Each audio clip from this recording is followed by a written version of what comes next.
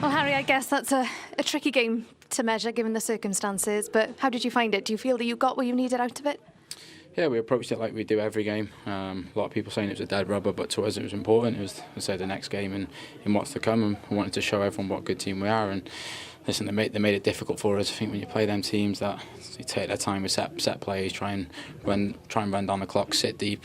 If you let them score, the game becomes tougher because they're able to keep doing what they're doing. So we're disappointed to concede, but we started the second half really well, got ourselves back in the game, and played the majority of the game in their half. In the second half, just weren't able to find that opening.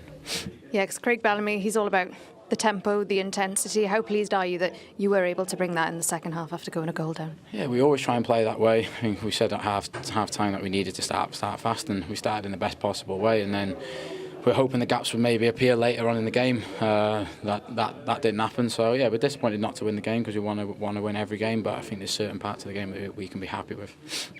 And look, it's obviously been a difficult week, Harry. You don't need me to tell you that, but we spoke yesterday. You mentioned I've already looked at those Nations League fixtures. We all know what's to come. How hopeful are you for this next upcoming chapter with Wales?